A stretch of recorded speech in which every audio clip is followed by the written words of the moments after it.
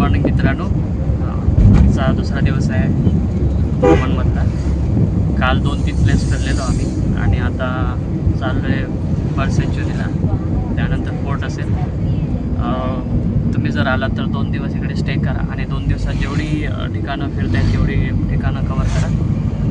इकडे बघण्यासारखं खूप सारं आहे आणि बघू पुढचं एक्सप्लोअर करू. जेवढे पुढचे प्लेस आज एक्सप्लोअर करता येतील तेवढी, दुपारपर्यंत जेवढे प्लेस फिरता येतील तेवढे फिरू आणि त्याच्यानंतर परतीचा प्रवास करू.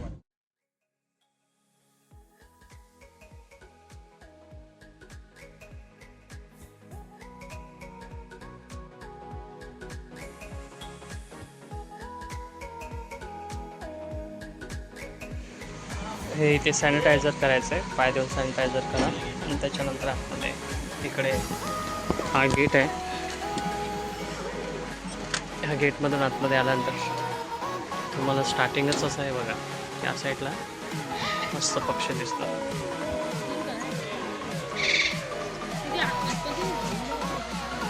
सुपर.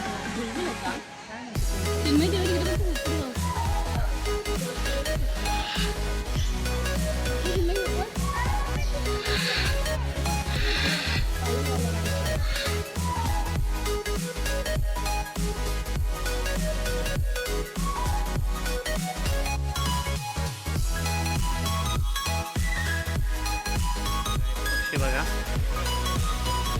हे सर्व पोपट आहेत.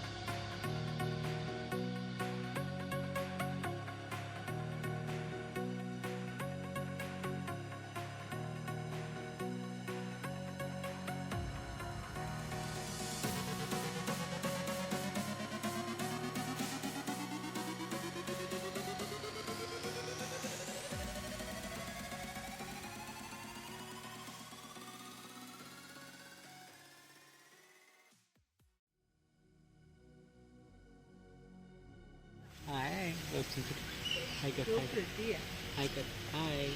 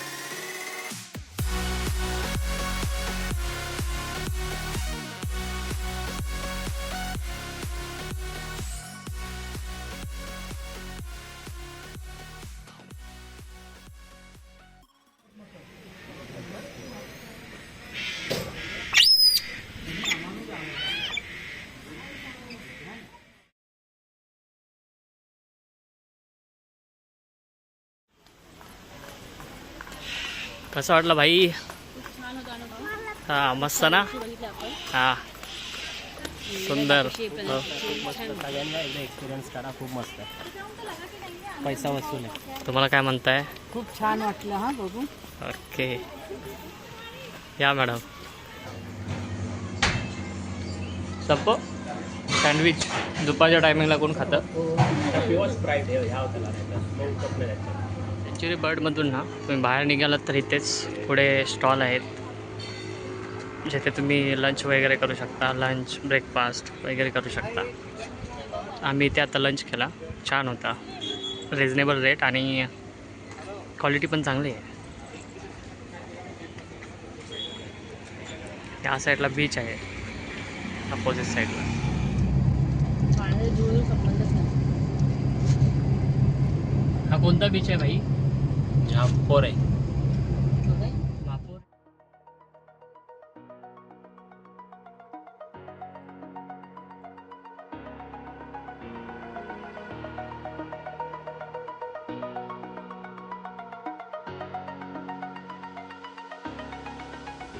दमन फोर्ट.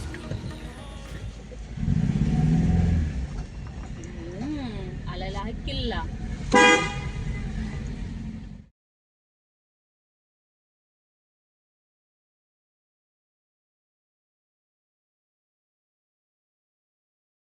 तर आम्ही आता ना दमन फोर्टला आलो आहे आणि ते आम्ही जस्ट फिरलो, पण एवढं काय नाही बघण्यासारखं. आम्हाला फक्त अशी साईडने वॉल दिसली आहे. आतमध्ये रेसिडेन्शियल एरिया आहे, हॉस्पिटल वगैरे आहेत. बाकी असं एवढं बघण्यासारखं काहीच नाही. जर यायचं असेल तर येऊ शकता संध्याकाळी वगैरे. आता ऊन खूप आहे, गरमी आहे. संध्याकाळी येऊन तुम्ही अर्धा तास फिरून मग जाऊ शकता. आणि आता हे नियर बाय जांपोरे बीचच्या इकडे लाईट हाऊस पण आहे. पण लाईट हाऊसमध्ये आतमध्ये एंट्री नाही, तर तुम्हाला बाहेरच तिथे पार्किंग 30 रुपये पार्किंग करून तुम्हाला आत जावं लागेल. आणि ते बाहेरून फक्त फोटो काढायला येतात, आतमध्ये एंट्री तर नाहीच आहे. त्याच्यामुळे तिथे जाण्यात बाहेरून बघायचं, कोणाला इंटरेस्ट आहे, आवड आहे तर जाऊ शकता. ऑन द वे असं बाकी काहीच नाही आहे तिथे बघण्यासारखं. त्यामुळे ते एक आहे. आणि हा एक फोर्ट आहे. बाकी इथे एवढं काही नाही. जांपोरे बीचला तुम्ही टाईमपास करू शकता संध्याकाळी येऊन. 5च्या नंतर सनसेट वगैरे दिसतो तिथे. आणि असं वेगळं इथे जास्त काहीच नाही. पण लोकेशन चांगलं आहे. बीचच्या इथे लोकेशन चांगलं आहे. आणि जांपोरे बीच सेम मरीन ड्राईव्हची फील देतो. सेम छान आहे. पण इव्हनिंगला या फिरायला. आणि नाश्ता वगैरे करायचा असेल तर साईडला स्टॉल वगैरे आहे. देवका बीचचा पण सेम आहे. दोन्ही बीच सेम आहेत. तिथे जे बनवलं ना त्याचे स्ट्रक्चर वगैरे दोन्हीकडे सेम आहे. आणि आता आम्ही चाललो आहे आता आम्ही आता रिटर्न चाललो आहे मुंबईत. आता आम्ही घरीच चाललो आहे. जास्त काय ब्रेक बी घेणार नाही. 4 तासाचा रस्ता दाखवतो आहे. 5:30चा एस्टिमेटेड टाईम आहे. जाईपर्यंत 6-6:30 वाजतील आम्हाला. एक टी ब्रेक फक्त होईल आमचं. बाकी काय कोणाला तर भूक नाही. सगळे खाऊन झोपाच्या तयारी. सो चला आता निघूयात. दमनचे झाले. आमच्या एखादा डोकं दुखतंय. या मॅडम डोकं दुखतंय. काल ॲनिव्हर्सरी जसं जास्तच झाली त्याच्यामुळे डोकं दुखतंय. ॲनिव्हर्सरीचे जास्त प्यायले. जास्त त्याच्यामुळे आता मेडिकल आधी हां मेडिकल बघून आम्हाला आता पहिले गोळी घ्यावी लागेल मॅडमचं डोकं थंड करून मॅडम झोपल्या की मग लवकर तिकडे 2 तास जातील त्याच्या अगोदरच निघालेलं बरं So, चला ठीक आहे चला मग आता निघूया कारण लेट जाय तर मुंबईमध्ये परत एवढं ट्रॅफिक भेटेल आणि मग आम्हाला 8-9 वाजतील जाईपर्यंत So, तसं चला नको आहे निघूया. म्हणून आम्ही निघतो ठीक आहे थँक्यू माहिती दिली.